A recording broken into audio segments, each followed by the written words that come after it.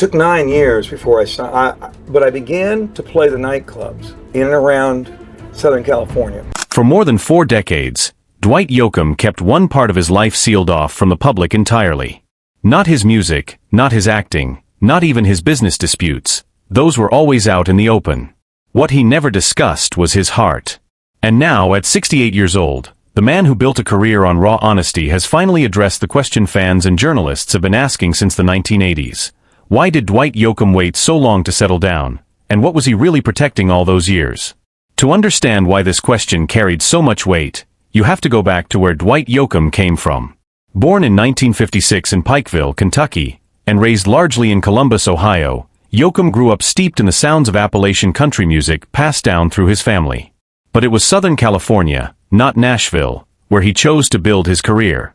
In the late 1970s, Nashville's music establishment had little interest in an artist whose sound leaned harder into Buck Owens and Merle Haggard's Bakersfield twang than into the polished, radio-friendly production dominating the genre at the time. So Yoakam took his act to Los Angeles instead, playing punk and rock clubs alongside country bars, forging an audience that had almost nothing to do with traditional country radio. That decision defined everything that followed. When his debut album, Guitars, Cadillacs, etc., etc., arrived in 1986, produced alongside guitarist Pete Anderson, it didn't just introduce a new artist, it introduced a new attitude. The album eventually went double platinum, according to RIA certification records, and its title track became one of the defining country singles of the decade. Yoakam's image, his lean silhouette, his low-slung hat, his refusal to soften his sound for mainstream approval, made him a singular figure in American music. Rolling Stone and Billboard both chronicled his rise as a kind of quiet rebellion, an artist who forced Nashville to expand its definition of what country music could sound like.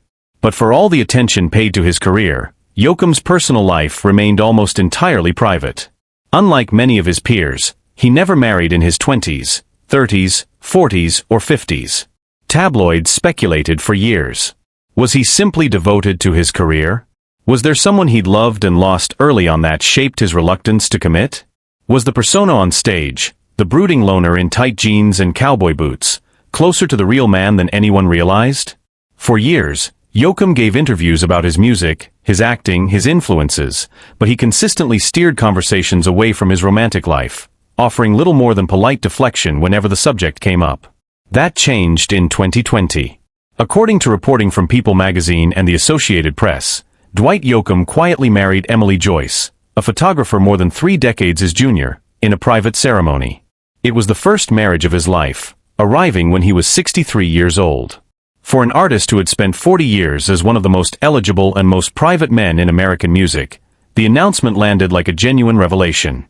Fans who had followed his career since the 1980s suddenly had an answer to a question they'd carried for decades. He hadn't been hiding some scandal. He hadn't been running from commitment out of bitterness or heartbreak. He had simply been waiting for the right moment, on his own terms, the same way he'd approached every major decision in his career. That pattern, waiting, refusing to compromise, moving only when the timing felt honest rather than convenient, is really the through line of Dwight Yoakam's entire life. It's there in the way he approached Nashville in the 1970s, when he could have softened his sound to fit the urban cowboy trend sweeping the industry and chose not to. It's there in the way he approached acting, turning down easy, forgettable parts in favor of roles that demanded real emotional risk. His breakout performance came in 1996, when he played the abusive Doyle Hargraves in Billy Bob Thornton's Sling Blade, a role so far removed from his musical persona that critics took notice immediately. Variety and the New York Times both praised the performance as evidence that Yoakam possessed a genuine dramatic instinct, not just the novelty of a musician trying his hand at film. He followed that with a string of memorable performances, including his chilling turn as the masked intruder Raoul in David Fincher's Panic Room in 2002, a role that leaned entirely on restraint and menace rather than dialogue. He appeared in The Newton Boys, made a memorable cameo in Wedding Crashers, and took on television work in shows like Under the Dome and the FX series Wilfred. Across every one of these roles, Yoakam applied the same philosophy he brought to songwriting. Characters had to feel lived in, motivated by something real, never performed for effect. In interviews over the years, he's described acting and music as two expressions of the same underlying instinct, both requiring an artist to expose something true about human behavior rather than simply entertain. That same instinct led him into more difficult territory professionally. His creative partnership with producer Pete Anderson, which shaped nearly every one of his classic albums through the 1980s and 1990s, eventually collapsed in 2004 when Anderson filed a lawsuit alleging breach of contract tied to canceled performances. The case was settled privately, but it marked the end of one of country music's most important producer-artist relationships, and it forced Yoakam to take greater creative control over his own recordings going forward. Years later, in 2021, he found himself in a very different legal fight, this time against Warner Music Group, seeking to reclaim ownership rights to his early recordings under provisions of the U.S. Copyright Act that allow artists to terminate old contracts after a set number of years. That case, too, was resolved privately in 2022, but it placed Yoakam among a growing number of veteran musicians pushing back against major labels over control of their own legacies, a fight that artists from Prince to Taylor Swift have made increasingly public in recent years. Even his failures carried the same defiant signature. In 2000, Yoakam wrote, directed, starred in, and scored a Western drama called South of Heaven, West of Hell, pouring his own money into the project after investors dropped out during production. The film was widely panned by critics upon release, and it never found commercial traction, but Yoakam has rarely expressed regret about making it. For an artist who built his entire identity around refusing to play it safe, the film stands less as a cautionary tale and more as further proof of who he actually is, someone willing to risk failure in pursuit of something honest. That same willingness to take creative risks resurfaced in an unexpected place in 2012, when alternative rock musician Beck co-produced 2 tracks on Yoakam's album 3 Pairs. The pairing seemed unlikely on paper, a Bakersfield traditionalist working alongside one of alternative music's most experimental voices, but the collaboration pushed Yoakam toward a looser, more instinctive recording process.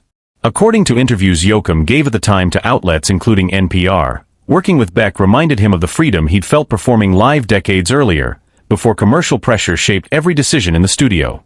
Now, looking back across all of it, the music, the acting, the legal battles, the risks that didn't pay off, the marriage announcement in 2020 doesn't read as an isolated headline.